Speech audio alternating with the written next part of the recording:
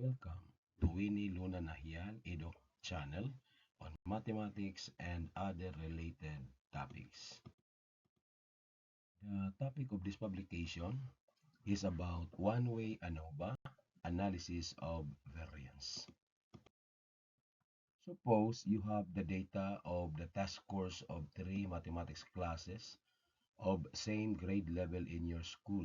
Now, if you want to determine if there is a significant difference in the test scores between learners given method A, method B, and method C, this can be done by using the one-way analysis of variance or ANOVA.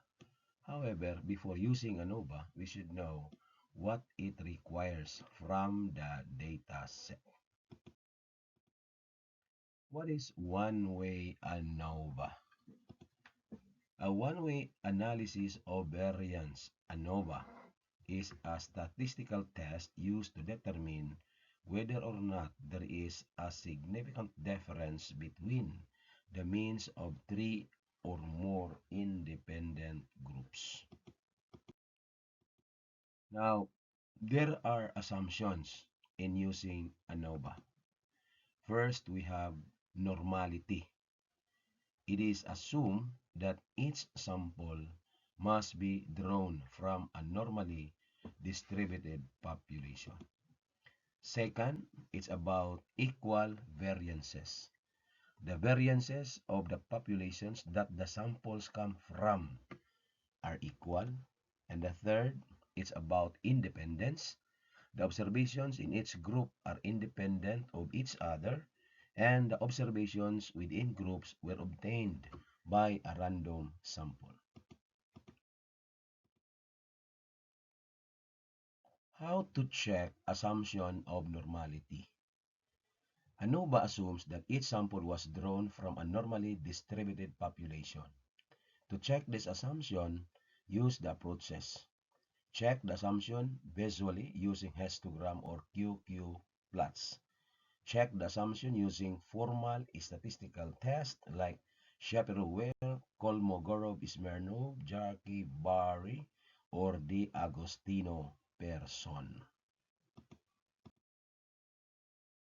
Now, for demonstration purposes, the test scores of the learners in method A are used here to plot the histogram.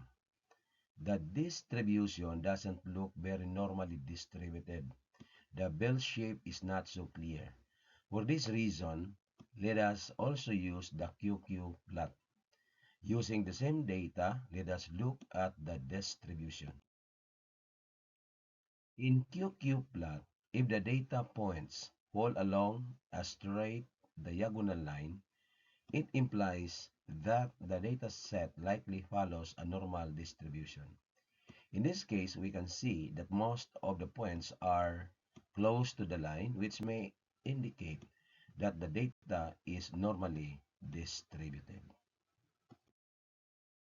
Now, using the same data set, the normality is checked using statistical tools. In here, the Shapiro-Wilk test tests the null hypothesis that the samples come from a normal distribution versus the alternative hypothesis that the samples do not come from a normal distribution. In this illustration, the p-value of the test is 0.862, which is greater than the alpha level of 0.05. This suggests that the samples come from a population with a normal distribution. If in case this assumption or the assumptions this normality is violated, one-way ANOVA, although it is considered to be fairly robust against violations of the normality assumption as long as the sample sizes are sufficiently large. Also, if you have extremely large sample sizes, then statistical tests like the Shapiro-Wilk test will almost always tell you that your data is non-normal. For this reason, it's often best to inspect your data visually using graphs like histograms and QQ plots. By simply looking at the graphs, you can get a pretty good idea of whether or not the data is normally distributed. If the normality assumption is severely violated, or if you just want to be extra conservative, you have two choices. Transform the response values of your data so that the distributions are more normally distributed, then perform an equivalent non-parametric test such as Kroskal-Wallis test that doesn't require the assumption of normality. Now, how to check the assumption of equal variances?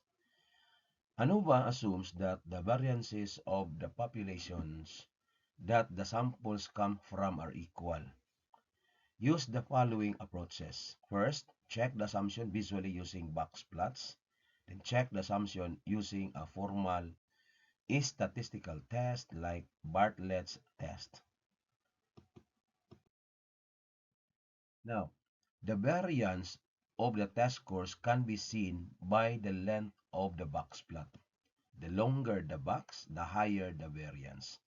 However, if the box plot is incomprehensible, use Bartlett's test. Okay, so we have here the Bartlett's test using the same test scores of those learners given method A. This Bartlett's test tests the null hypothesis that the samples have equal variances versus the alternative hypothesis that the samples do not have equal variances. In this case, the p-value of the test is 0.182, which is greater than the alpha level of 0.05. This suggests that the samples do have equal variances. Now, sphericity is the condition where the variances of the differences between all combinations of related groups are equal. Violation of sphericity is when the variances of the differences between all combinations of related groups are not equal. What to do if this assumption is violated? In general, a one-way ANOVA is considered to be fairly robust against violations of the equal variances assumption as long as each group has the same sample size. However, if the sample sizes are not the same and this assumption is severely violated, you could instead run a Kroskal-Wallis test, which is the non-parametric version of the one-way ANOVA.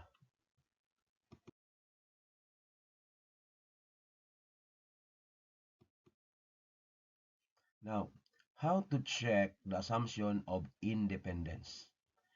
ANOVA assumes the observations in each group are independent of the observations in every other group. The observations within each group were obtained by a random sample. Now, there is no way or there is no formal test you can use to verify that the observations in each group are independent and that they were obtained by a random sample. The only way this assumption can be satisfied is if a randomized design was used. Now, what to do if this assumption is violated?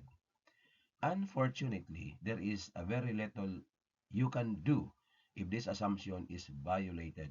Simply put, if the data was collected in a way where the observations in each group are not independent of observations in other groups, or if the observations within each group were not obtained through a randomized process, the results of the ANOVA will be unreliable.